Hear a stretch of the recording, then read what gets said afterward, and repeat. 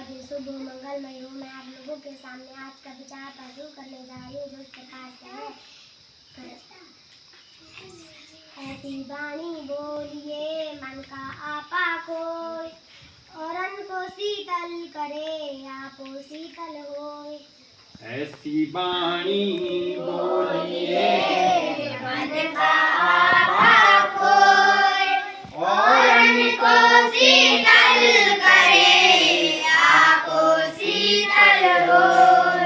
कबीरदास जी कह रहे हैं कि हमको ऐसा बोलना चाहिए भले जिससे दूसरे को भी प्रिय लगे और अपने को भी प्रिय लगे। हम ऐसी कोई भी बात ना बोलेंगे जो हमको क्या लगे, अप्रिय लगे। औरन को शीतल करें आपो शीतल। अच्छा बोलना चाहिए, मधुर बोलना चाहिए, मीठा बोलना चाहिए, तीखा नहीं बोलना चाहिए। तीखा बोलो लेकिन ऐसा तीखा मत बोलो जो दूसरे को अप्रिय लगे, जो दूसरे को क्या लगे, अप्रिय। मैंने कड़वा नहीं बोलना चाहिए, मीठा बोलना चाहिए, अच्छी वाणी बोलनी चाहिए। समझ में आया? समझ में आ रही बात? ठीक। सुंदर होंगे देश बहुत से, होंगे देश बहुत से, बहुत बड़ी है यह धरती, बहुत बड़ी है यह धरती, किंतु अपनी माँ अपनी ही है, किंतु अपनी माँ अपनी है, अतुल प्यार है जो करती। अतुल प्यार है जो करती। इधर देखो, सुंदर होंगे देश बहुत से, इसका मतलब ये है कि अपनी जो मातृभूमि है वो जो है स्वर्ग से भी क्या है, बढ़ करके है। मैंने दूसरे देशों से अच्छी लगती है। अपनी जन्मभूमि, अपनी मातृभूमि जो है क्या लगती है, दूसरे जगहों से क्या लगती है, अच्छी लगती है। माँ और मातृभूमि जो है स्वर्ग से भी क्या होती है, बढ़ करके होती है। अपनी माँ अपनी होती है, अतुल प्यार है जो करती। माँ नहीं करते अपने बच्चे को, बहुत प्यार करती है, दुलार करती है, बहुत प्यार दुलार करती है। अपनी माँ जो है अपने बच्चे को करती नहीं करती है? तुम्हारी माँ भी करती तुमको प्यार दुलार? नहीं करती है? करती है ना? ठीक है। तो हमारी जो धरती है, जो भारत माता है, इसको भी हमने माँ कहा गया है। भारत माता को हमने अपने देश को क्या कहा गया, भारत माँ कहा गया है। तो हमें भी अपनी माँ से प्यार होना चाहिए। ठीक। और ये भारत की धरती भी जो हमसे क्या करती है, प्यार करती है। सुंदर होंगे देश बहुत से, बहुत बड़ी है ये धरती। तो बहुत बड़ी है लेकिन अच्छी भी होगी। बोलते स्विट्जरलैंड बहुत सुंदर देश है ना? स्विट्जरलैंड क्या है, बहुत सुंदर देश है। लेकिन भारत तो भारत ही है। हमारे देश से हमारे लिए क्या है, स्विट्जरलैंड है। हमारे देश की क्या है, स्विट्जरलैंड है। समझ में आ गई बात? ठीक है ना? तो अपना देश जो है क्या होता है, सबसे प्यारा होता है। अपनी माँ और अपना देश जो है सबसे क्या होता है, प्यारा होता है। नीचे लिखा हुआ है, भारत का मानक समय 82.5 डिग्री पूर्वी देशांतर है, जो उत्तर प्रदेश के प्रयागराज नैनी से गुजरती है।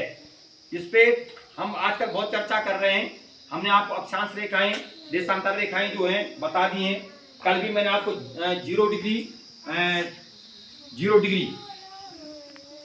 डिग्री जो देशांतर है उसके बारे में बात की थी।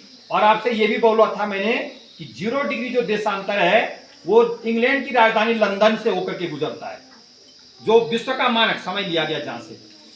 ठीक। देशांतर रेखाएं 360 होती हैं। देशांतर से किसी स्थान के बारे में जानकारी और समय व स्थिति के बारे में जानकारी, समय व स्थिति के बारे में क्या मिलती है, जानकारी मिलती है। ये ग्लोब है, इसको क्या बोलते हैं, ग्लोब बोलते हैं। क्या बोलते हैं इसको, ग्लोब। इस ग्लोब पे जो है हम कितने क्या दिखाए गए हैं, दुनिया के सारे देश, 7 महाद्वीप और 7 महाद्वीप, 5 महासागर। और उन 7 महाद्वीप में कौन कौन से देश बसे हुए हैं, वो सारे देश इसमें दिखाई दिए। ठीक।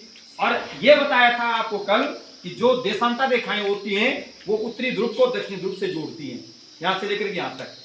और पूरे पृथ्वी पे जो है ये काल्पनिक रेखाएं हैं, ये खींची नहीं गई हैं।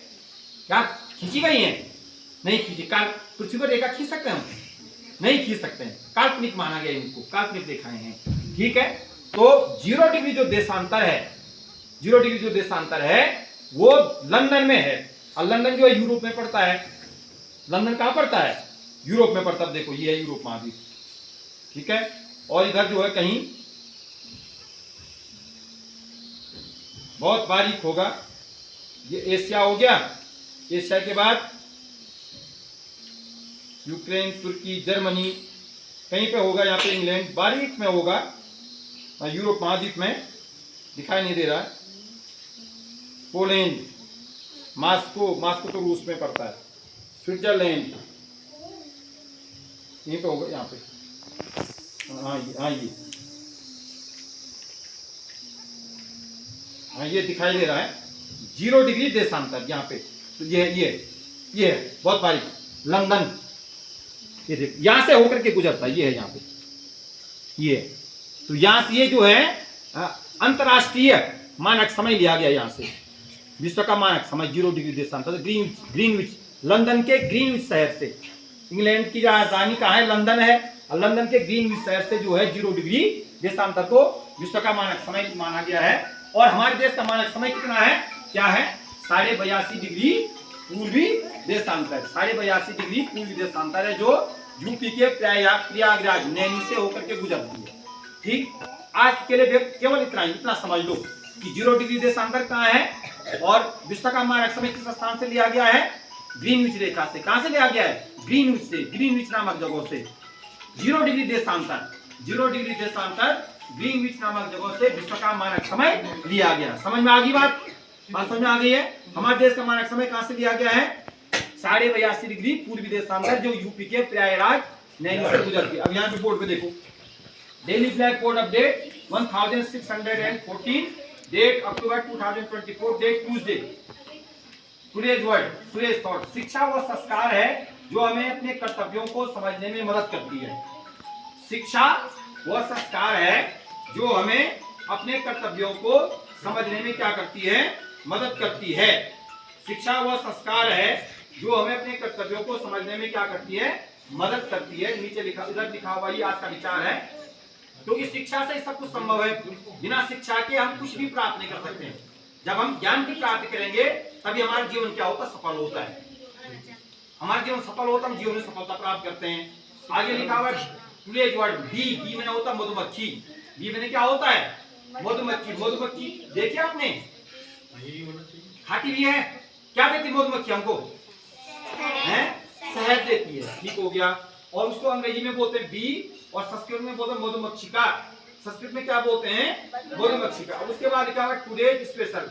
आज का जो स्पेशल है, जयंती है श्रीमती एनी बेसेंट, स्वतंत्रता सेनानी। 1 अक्टूबर सन 1847 को जो है उनका क्या हुआ था? जन्म हुआ था। और आज अंतर्राष्ट्रीय वृद्धजन दिवस भी है। 1 अक्टूबर को अंतर्राष्ट्रीय कॉफी दिवस भी है। देखो कितने दिवस हैं। अंतर्राष्ट्रीय वृद्धजन दिवस भी है, अंतर्राष्ट्रीय कॉफी। वृद्धजन का मतलब क्या होता है? अपने बुजुर्गों को क्या करना? सेवा शुश्रूषा करना, सम्मान करना। पेंशन बंद दिवस भी है। पेंशन बंद दिवस भी है। पेंशन बंद दिवस भी। ठीक हो गया, सही कह रहे हैं।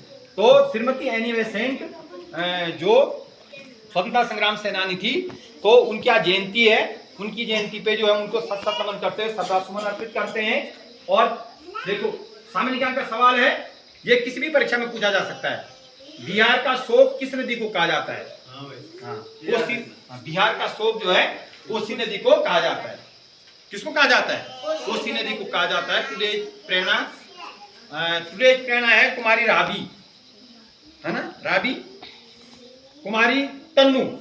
और टुडे सूरज हो गया कार्तिक, क्या नाम है इसका? कार्तिक राणा। आज के लिए बस इतना ही। Thank you everyone.